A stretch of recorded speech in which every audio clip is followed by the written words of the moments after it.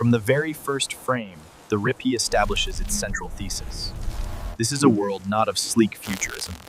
Director Eris Thorne immediately traps us in the protagonist's headspace using a suffocatingly tight tracking shot.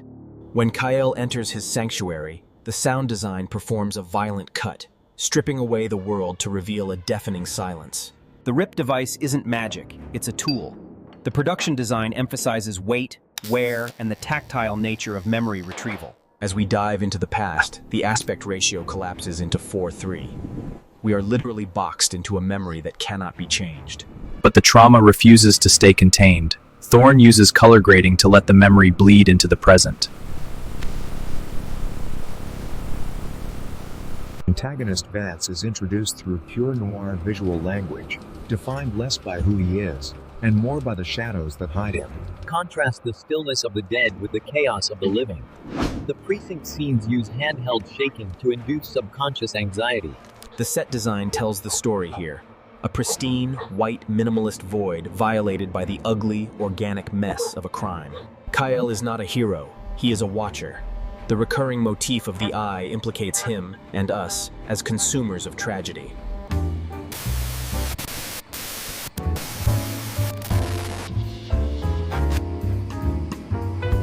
During the chase, stroboscopic lighting denies us spatial awareness, simulating the firing synapses of a panicked mind.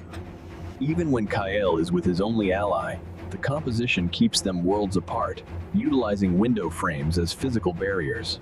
The cinematography shifts to subjective distortion, visualizing his addiction to the past as a drug-induced haze. As his psyche fractures, the film creates its most iconic image, the organic world literally turning into digital noise. A nod to Antonioni's blow-up.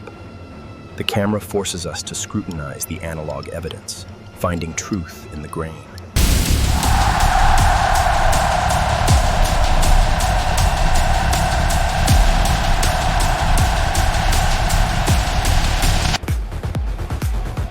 This new music is way too loud. I can't hear anything.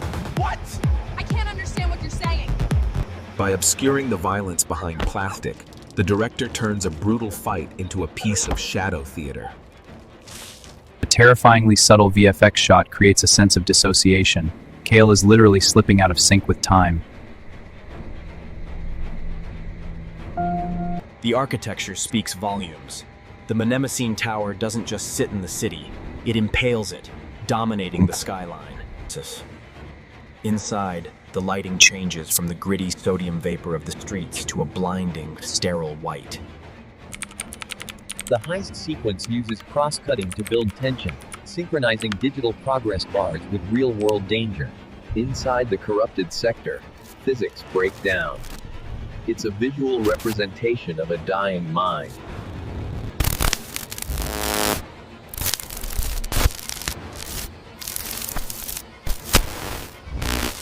The glitch ghost is a triumph of character design, a terrifying manifestation of those deleted from history.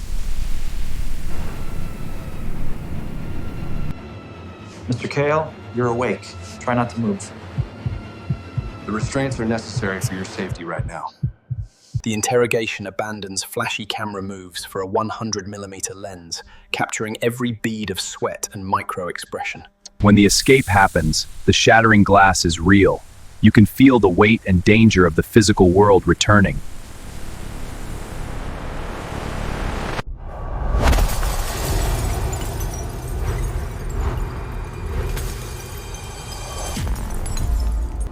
We experience Kale's physical failure through the UI. As his battery dies, our window into the world literally darkens.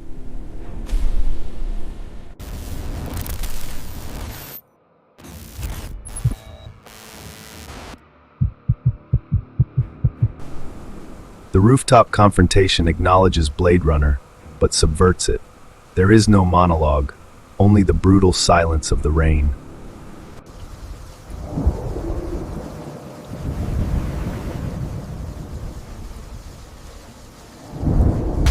The shootout is lit entirely by muzzle flashes, creating a disorienting stroboscopic nightmare of violence. As Kyle makes his choice, The camera tilts. The world is off balance, and he is about to push it over the edge. The destruction of the drive is stretched into slow motion, a moment of release after 2 hours of tension.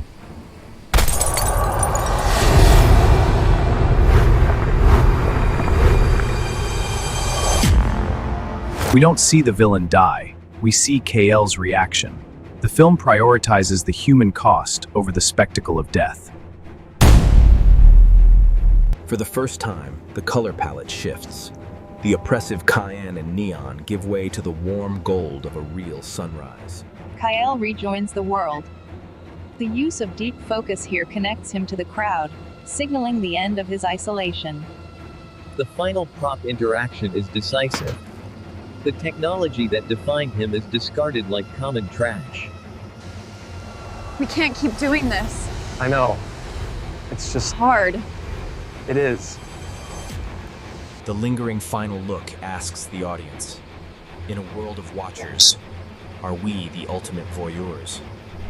The RIP is a masterclass in atmospheric storytelling, blending noir grit with a terrifyingly plausible digital future.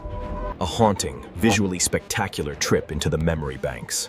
I give the RIP a definitive 9 out of 10.